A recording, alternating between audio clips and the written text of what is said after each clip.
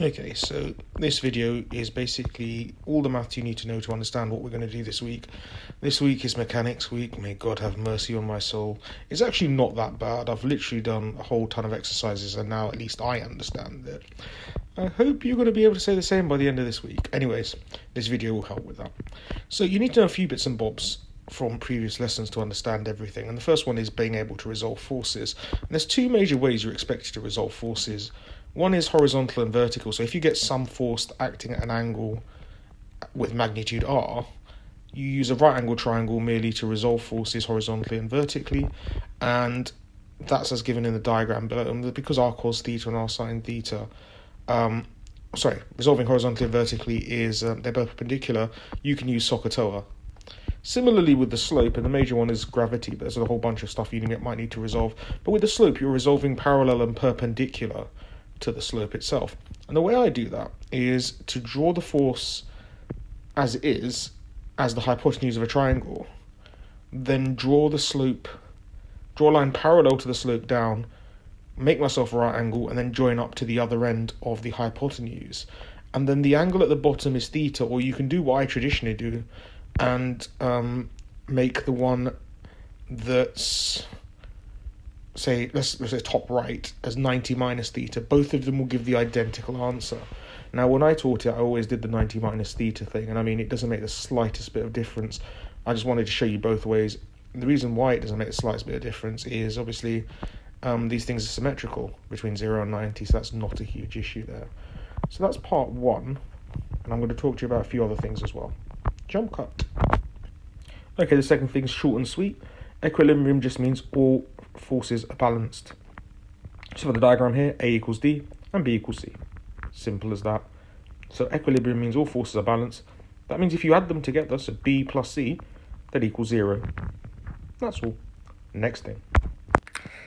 Okay, friction. I just really need you to be focused on this one because this can get a teensy bit confusing. Do you remember the example where I jokingly said that because the friction is larger than the force falling down, things start teleporting up hills and you all believe me? Don't do that again, my dudes. Listen really carefully to this one.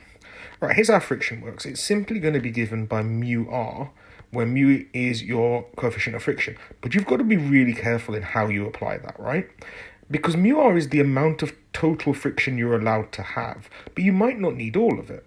Here's an example. So suppose you had 3 newtons worth of force acting in one direction, and the amount of friction you're allowed to have is 8 newtons. That doesn't mean you have minus 5 newtons in the other direction. It just means you have just enough friction to make it not move. All right? So you know your friction is actually bounded by mu r. Mu r is the highest amount of friction you're allowed to have. You may not be using all of it at any given time. When you are using all of it, for example, if the particle is in equilibrium, then you're using all of your friction. That's called limiting friction, and then it really does equal mu r. It only needs to equal mu r if the force acting on it is large enough that you have to use all of it. All right, so I hope that makes sense. Done a quick example on the board here. So right now you've got 2 connected particles, A and B. There's gravity on it. Gravity acting on B, which is causing a tension. It's moving particle A along. There's obviously one force missing from the diagram, which is done on purpose. Obviously, there will be friction here. Oh, by the way, the words for friction are rough surface. So if you've got smooth surface, don't worry about friction. So if I was going to put in friction, and friction would be acting to move particle A to the left, I'll do mu times r. R, the reaction force here, is given by 40 newtons. 40 times 0.2 is 8 newtons. So that's how you do the calculations for friction. You literally do mu times r, and you see how much you need. And I mean, I haven't decided how big the tension is, so maybe I'll need all of those 8 newtons. Maybe the friction will be actually just less than that. So I hope that makes sense. That's friction done. Okay, so the last thing I want to cover is those questions with moments where you're dealing with a rod. The reason why I'm covering this is because we're going to be doing ladders on Wednesday, and ladders are basically rods if you model them. The only difference is a ladder is vertical or diagonally leaning against the wall or some such, and the rods we're used to were leaning on like either one or two pivots. So let's recap the basic terminology of it, talk about it just for a second. Usually we talk about a uniform rod. What does that mean? The only thing we really need to care about is that means that the mass acts in the exact center. So the center of mass is literally in the geometric center. All right. So we model all of the mass acting directly straight down the middle, much as I've done with the diagram over there. Equilibrium, what does that mean? It means all the forces are balanced. It means not only are there's up equal down, also this thing called moments, the moments are equal as well. So remember, a quick definition of moments is that the perpendicular distance times the force gives you the moment.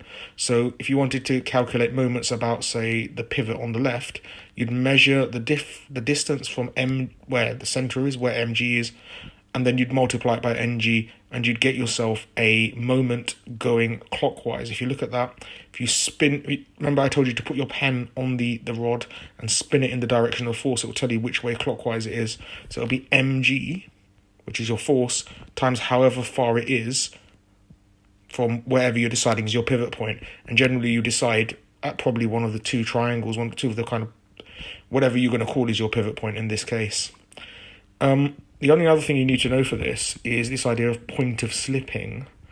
If something's on the point of slipping, it means it only really has one kind of reaction force going on. It only has the reaction force at the...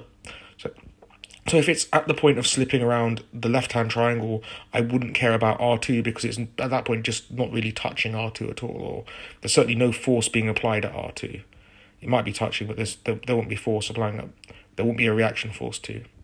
That's not really a satisfactory, explanation, but it's about all I can really give you without running an hour session, which coincidentally I'm going to do on Tuesday lunchtime, but you get the idea in any case, right?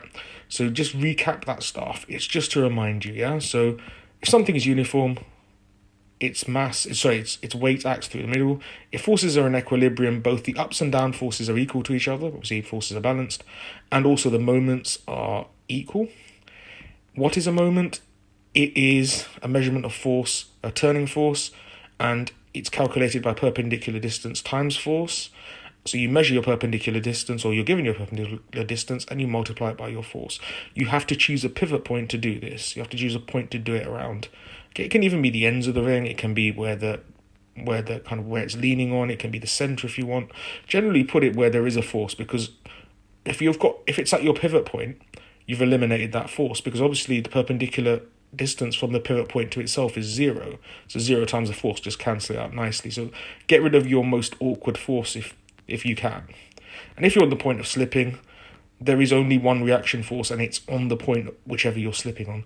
My finger keeps sneaking into the shot. I'm so sorry about this. It's like literally 11 o'clock and I want to sleep. Anyways,